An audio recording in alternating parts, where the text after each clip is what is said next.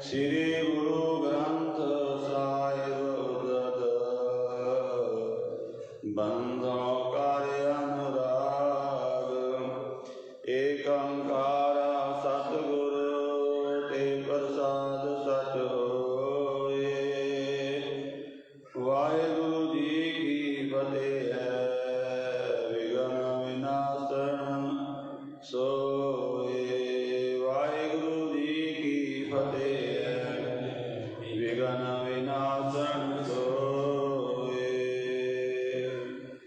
ਸਤਿਨਾਮ ਵਾਹਿਗੁਰੂ ਸਾਹਿਬ ਜੀ।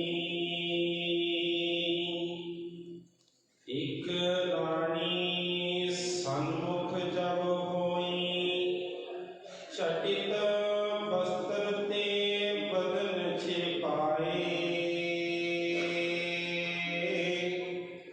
ਹੋਤੀ ਨਵੀਨ ਲਾਜ ਉਰਛਾਈ, ਮਤ ਬਿਨ ਗੁਰ ਬਚਨ ਨਾ ਸਿਮਰਾਏ। ਇਕ ਰਾਣੀ ਸਨਮੁਖ ਜਬ ਹੋਈ। ਵਾਹਿਗੁਰੂ ਜੀ ਕਾ ਖਾਲਸਾ, ਵਾਹਿਗੁਰੂ ਜੀ ਕੀ ਫਤਿਹ। ਪਰਮ ਸਨਮਾਨਯੋਗ ਜੁਗੋ ਜੁਗ ਅਟਲ, ਚਵਰ ਛਤਰ ਤਖਤ ਦੇ ਮਾਲਕ, ਹਾਜ਼ਰਾ ਹਜ਼ੂਰ ਜਾਰਾ ਜ਼ਹੂਰ, ਸਰਬ ਕਲਾ ਭਰਪੂਰ, ਦੀਨ ਦੁਨੀ ਦੇ ਮਾਲਕ ਸ਼ਬਦ ਗੁਰੂ, ਧੰਨ ਧੰਨ ਸ੍ਰੀ ਗੁਰੂ ਗ੍ਰੰਥ ਸਾਹਿਬ ਮਹਾਰਾਜ ਜੀ ਦੀ ਪਾਵਨ ਬਾਰਗਾਹ ਦੇ ਅੰਦਰ, ਧੰਨ ਧੰਨ ਬਾਬਾ ਜ਼ੋਰਾਵਰ ਸਿੰਘ ਜੀ, ਧੰਨ ਧੰਨ ਬਾਬਾ ਫਤਿਹ ਸਿੰਘ ਜੀ ਅਤੇ ਪੂਜਨੀਕ ਧੰਨ ਧੰਨ ਮਾਤਾ ਗੁਜਰ ਕੌਰ ਜੀ ਦੇ ਪਾਵਨ ਸੰਸਕਾਰ ਅਸਥਾਨ ਗੁਰਦੁਆਰਾ ਜੋਤੀ ਸਰੂਪ ਸਾਹਿਬ ਵਿਖੇ ਹਾਜ਼ਰੀਆਂ ਭਰ ਰਹੀਆਂ।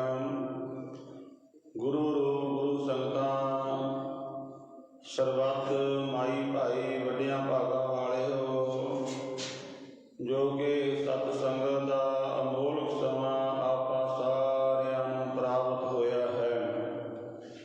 ਇਸ ਪਾਵਨ ਪਵਿੱਤਰ ਮਹਾਨ ਅਸਥਾਨ ਤੇ ਗੁਰ ਇਤਿਹਾਸ ਦੀ ਜੋ ਲੜੀਵਾਰ ਪਾਵਨ ਕਥਾ ਚੱਲ ਰਹੀ ਹੈ, ਜਿਸ ਦੇ ਤਹਿਤ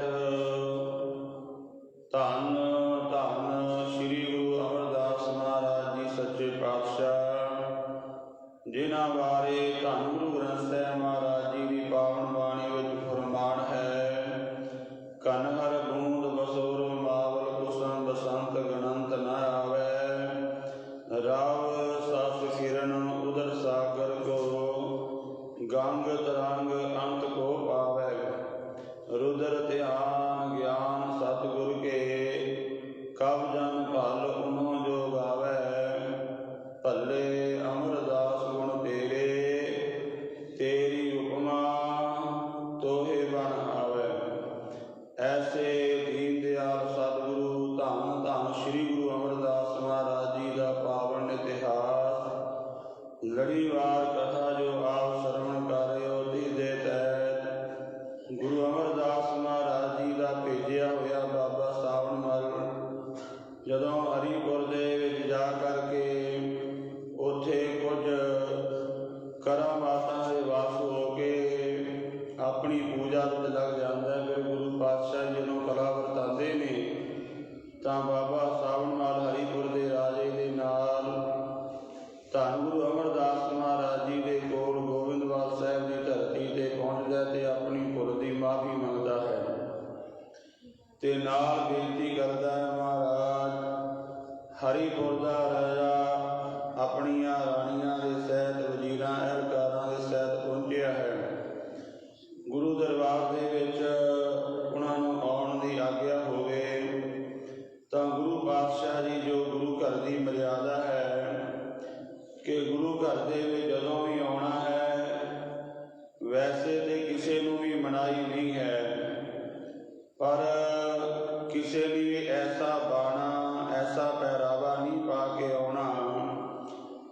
ਕਰਕੇ ਮਨ ਦੇ ਵਿੱਚ ਵਿਕਾਰ ਉਤਪੰਨ ਹੋਵੇ।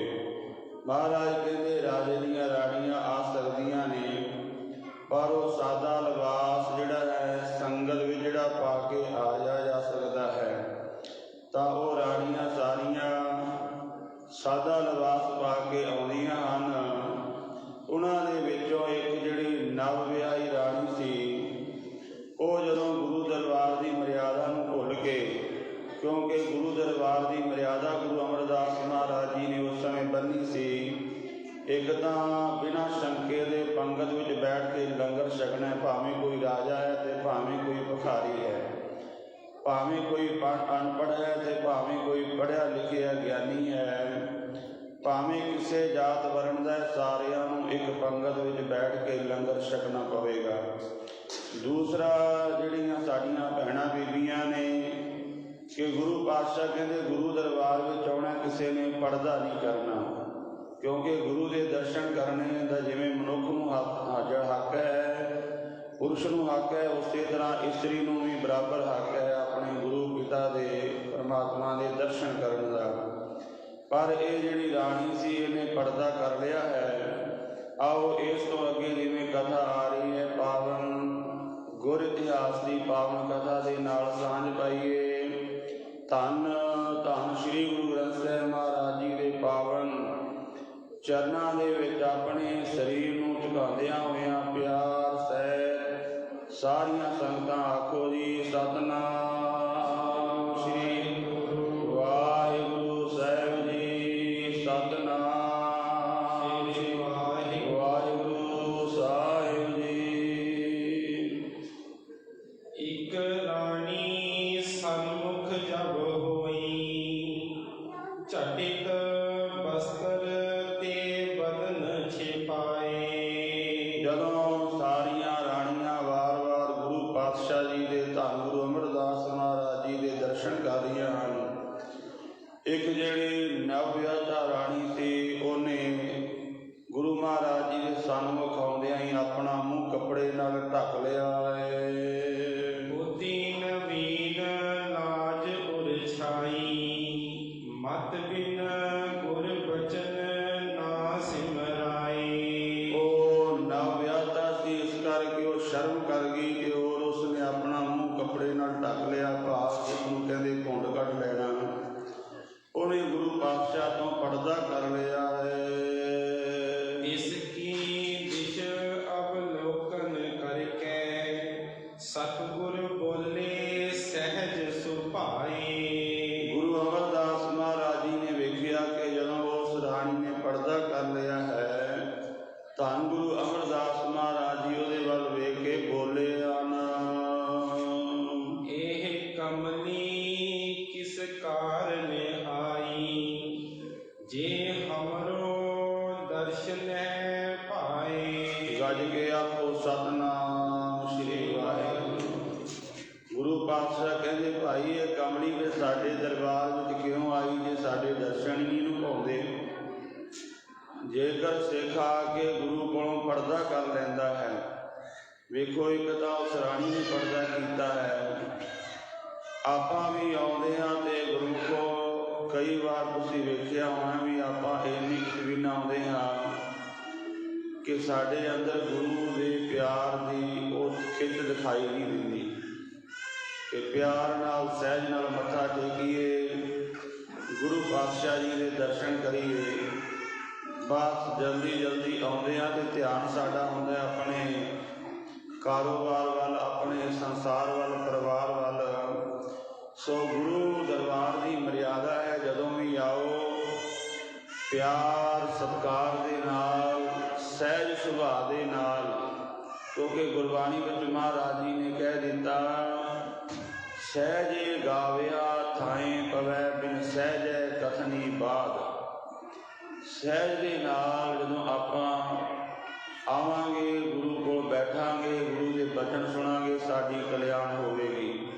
ਧੰਨ ਗੁਰੂ ਅਮਰਦਾਸ ਮਹਾਰਾਜ ਸੱਚੇ ਪਾਤਸ਼ਾਹ ਜੀ ਕਹਿੰਦੇ ਭਾਈ ਇਹ ਕਮਲੀ ਕਿਉਂ ਦਰਬਾਰ ਵਿੱਚ ਆਈ ਜੇ ਇਹਨੂੰ ਸਾਡੇ ਦਰਸ਼ਨ ਪਾਏ ਨਹੀਂ ਹਨ।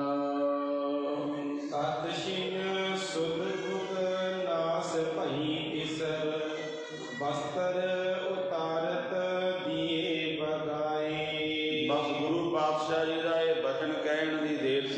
ਕਮਲੀ ਕਿਉਂ ਦਰਬਾਰ ਵਿੱਚ ਆਈ ਹੈ। ਉਹਨੂੰ ਆਪਣੀ ਬੁੱਧ ਵਿਸਰ ਗਈ, ਪਾਗਲ ਹੋ ਗਈ, ਉਹ ਕਮਲੀ ਹੋ ਗਈ ਔਰ ਆਪਣੇ ਤਨ ਦੇ ਲੀੜੇ ਕੱਪੜੇ ਉਸਨੇ ਪਾੜ ਕੇ ਉਤਾਰ ਦਿੱਤੇ ਹਨ। ਭਾਈ ਅਚਾਨਕ ਗਈ ਬਹਿਰ ਕੋ, ਮਾਨਵ ਘੇਰ ਰਹੇ ਸਮੁਦਾਏ। ਔਰ ਇਸ ਤਰ੍ਹਾਂ ਉਹ ਪਾਗਲ ਜਦੋਂ ਹੋ ਗਈ, ਕਮਲੀ ਹੋ ਗਈ, ਕੱਪੜੇ ਤਨ ਦੇ ਪਾੜ ਦਿੱਤੇ,